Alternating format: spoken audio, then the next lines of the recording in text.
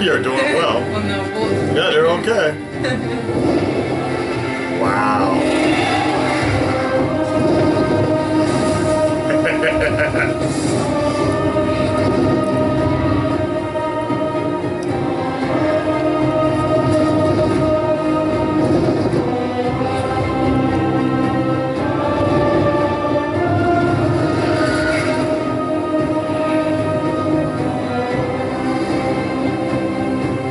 He's drunk everywhere.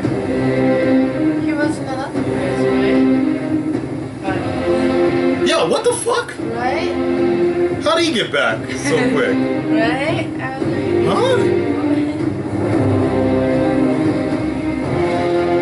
That was weird. This is pretty dope, though. Alright. Thank you, honey bunny. That was cool. That was cool. So, Ned Stark Yeah. was fucking his sister? No. What? But you said that was his sister. Yeah. So remember Ned Stark went to go get his sister back, but the people he was fighting, this part right here, that was a Targaryen. Those are Targaryen people that were protecting the prince. See, like look, right there. Look at his emblem. It's the same that Dany has. Yeah, I understand. So she was being protected because she was pregnant and she had a baby, and that baby is Jon Snow. Oh, so That's why Jon Snow he's- is... yes, he's half- I know about Jon Snow, he's but I half- didn't understand the father. I didn't know Yeah, who the father was. he's half Stark, half Targaryen. Damn. Yeah. That's really cool. And so the sister was married with the father? Yeah, no, not married, but they had sex and had a baby. Secret baby. Because Robert Baratheon, the first fucking king, he was in love with her. Right? But she was secretly in love with the Targaryen prince. Oh. So they had an affair and she got pregnant. And so the whole thing, that was the whole problem, was the fact that she had a baby, secret affair, and it was Targaryen. And the idea was, that's what she said, Robert would kill him, Yeah. her and the baby. Because it was an affair. So she told Ned, her brother, to promise she'll keep the baby safe. So Ned Stark basically had to lie. And because Ned Stark is a man with honor. Now he's never lied, and he always protects people. So in order to protect his sister and protect the baby, technically his blood as well, his nephew, he basically made a lie that while he was on battle, he found a lover or whatever and had a baby. Yeah. And that's why Jon has the last name Snow. Because if you have the last name Snow, Oh, yeah, that'd be fun. bastard. So nobody knew where Jon Snow came from. Jon Snow didn't know where he came from. Only Ned Stark knew that, and he died. He was going to tell Jon when he came back, but he ended up Joffrey cut his head off like that. But the bigger story is the fact that makes Jon Snow and Dany are actually related. The mother of dragons, Daenerys. They're actually, I think they're cousins. Cousin, whatever. Something. I think they're cousins. Yeah. Wow. So it's a story of fire and ice because Jon Snow is now king of the North, with all the ice side. Yeah, but he also has the blood of the Targaryen. That's right. Yeah. Fire and ice. Cool. So he's the main. Where Dany on the Dany's side, you know, she's all dragons and shit, but she's also doing like it's really interesting. It's a story. That's why it was called. It sounds like Jon Snow is like main character right now. He's always people have always suspected him to be. He's like the Luke Skywalker of Game of Thrones. Cool. So yeah, like he was always meant for something great, but he was the reluctant hero like Luke Skywalker was. So there you have it, folks. Sorry, I just read this one text from Daenerys Targaryen. I'll present it to you here. It says, when you take King's Landing too literally. Too literally. You get it? King's Landing? Daenerys, you as cold as fire and ice. So there you have it, folks. That is it. The season finale of Game of Thrones. That was season 6. Probably, you know, honestly, that has to be one of the best season finales I've seen in a long time. That felt like a movie. It was really long, but most of it was actually pretty good. And I think this one was just a beautifully done arc. Just, it wrapped up all the arcs and just set up things for new beginnings, basically. And, you know, for those that weren't following a lot of the fan theories and such, that was probably a very huge, shocking reveal in terms of the Jon Snow situation. L plus R, right, equals JS. theory, right?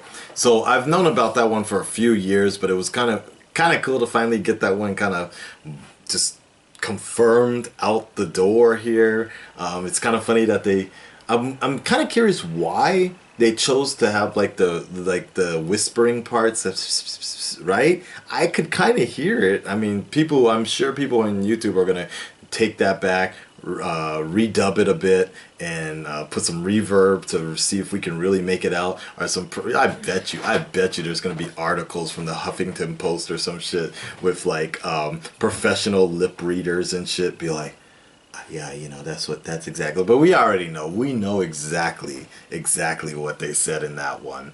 Let's talk about some other stuff that went down. I mean, there's a lot of stuff to cover here. I almost want to scan through some of this with you guys so I don't lose track. Give me a second here. All right, so fucking Cersei killed everyone, almost everyone, and I kind of like how this is because, Game of Thrones for the longest time has had this kind of bad habit with the books and the seasons the seasons kind of bleed over into each one, you know what I mean? And it's kind of just like, oh my god. And when you go back and watch the old episodes, you're like, oh, so this is where it all begins, and this leads into this one, that leads into that one. It's kind of just like, it's a little too much sometimes, and so the seasons sort of bleed over to each other. But I just like the way this one began and ended, basically. It's done.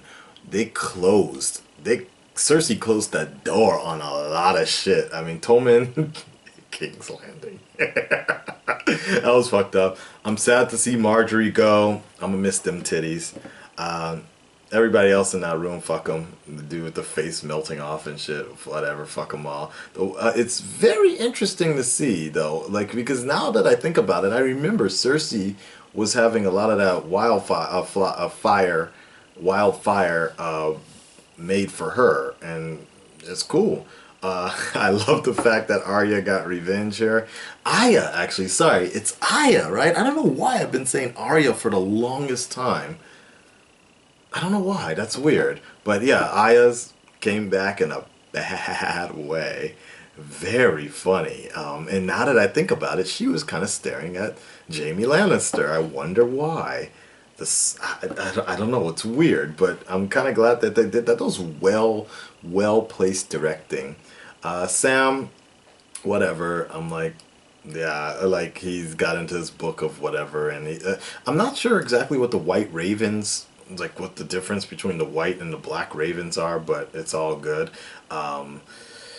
Melisandre, sad to see her go a bit, but I guess it had to be that way. It's probably for the best. I would assume the Onion King, I thought he was going to just straight chase her after that, but it's kind of cool that he stuck around.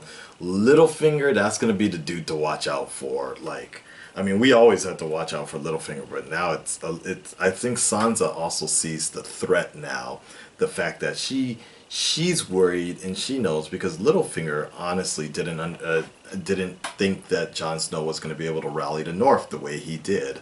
So that's kind of the threat now, because now Littlefinger will start thinking about what to do to, like, Jon Snow, I think, officially has become is standing in Littlefinger's way. I hope, I'm a bit worried about that, and that would make me, if I was Sansa, I'd be paranoid as hell here, and that probably will be the question of the video, so let's get back to that one a little bit later. Let's see. Anything else? I love this shit with the Mormont. That shit was great. I just love that way that they did the panning with the baby, and that was the way of revealing who that baby was with Jon Snow. I thought that was just well done. Honestly, that was well done. Because in a weird way, I kind of thought, I was like, oh, are they gonna cut to Jon Snow like waking up or something like that? Like that weird baby face. That was so weird. The thing with Littlefinger and Sansa, like this weird, creepy relationship Littlefinger has. I mean, we kind of always knew it was kind of there, but like, I don't know what it is with Littlefinger and his affinity. This dude that's like Wolverine. That's some shit with redheads. He's crazy about the redheads or whatever. Sansa hair doesn't look as red as it used to though. That's kind of interesting in its own sense. Okay, I lost the tracking here. In Cersei, big surprise. I did not see that coming. Actually, I really did not see that coming. But I could kind of see why. In some form or fashion, I could kind of see why. The deal with Tommen, why they had to just write out Tommen, because he kind of served this purpose for the plot, and I mean, even if like one thing I was kind of thinking about was if he lived, like he would always like resent his mom in some form or fashion, like yo, you killed the woman I love. And that would just be kind of like a train wreck, and you know we don't need to see that shit. So I'm more curious now to see like it really like I made a joke about Maleficent and like the Ice Queen, but there are signs there's a lot of signs of like the similarities and such in terms of the movie that I saw with the Snow White and the Huntsman Part 2 or whatever, Winter's War, right? No family. Cersei is now the mother without any children now. It's interesting. It's this point is really interesting. If she's just gonna wage war on everybody, or I don't know. I don't even want to think of what she told the Hound to do to the fucking nun. Fucking A, man. And then I guess what did it end on? It just basically ended on. Now you guys gotta like we noticed here, but Dorne, this issue, was that just poor editing or intentional editing, or just poor timing and such of like I don't get it with Varys, right? Varys, the Munich or whatever, being in Dorne at one point and then suddenly being back on that on the boats with Dany. I don't get it. I don't get that one so much. Was that just a sped up time that Varys was able to get back in time? I don't know, but maybe that was just, I don't know. Maybe it's just a small thing, but yeah, I like it. I like the way it all kind of ended. It's very tied up very nicely. This is the kind of the way. This for me is the way I want to end it, where you know I don't like those cliffhanger feelings looking at you Walking Dead. I mean, I know it's interesting and I know it's intriguing looking at you Walking Dead, but I also like this feeling of like, now that was a good story. I can't wait till we wrap up the next one. It's not so much of like, oh god damn it, like that. You're just like ready, like, okay, this was good. I am psyched. Let's do it. I'm fine with seeing what happens next. With Game of Thrones pace, you kind of know what to expect. So I'm good with this. Let's move on to the final question of the video. So, as I sort of mentioned here, that Littlefinger is now, he's not exactly a threat at the moment right now, but he is a man not to be reckoned with. I mean, he's probably the most dangerous man in Westeros right now, and it's an interesting sort of conundrum he's in, because the more he helps, he helps people and he shifts things around. But at the same time, nobody trusts him, and that's the weird thing, because they know nobody can trust him because they know does shifty shit, but people still utilize him all the time, right? So I'm very curious to see, like, you know, the most active approach would be Sansa should kill him. You know, Sansa, if anything, Littlefinger is in part responsible for the Red Wedding. Not really, right? Not necessarily, right? I guess not. But definitely responsible for Ned getting his head chopped off, right? I can't even remember anymore, but it's an interesting... Littlefinger is a very interesting guy in terms of the fact that you can't pinpoint anything directly on him.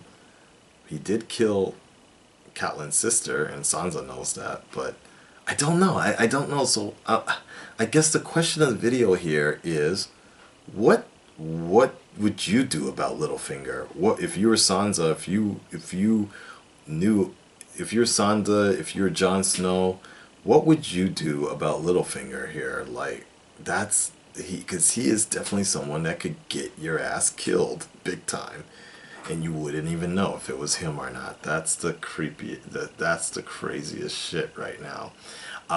Again, guys, it's been a wild ride. This has been a great season. I think this probably was the best season, the entire show. Like, every episode felt like a movie, and it was paced. The pacing was done very well.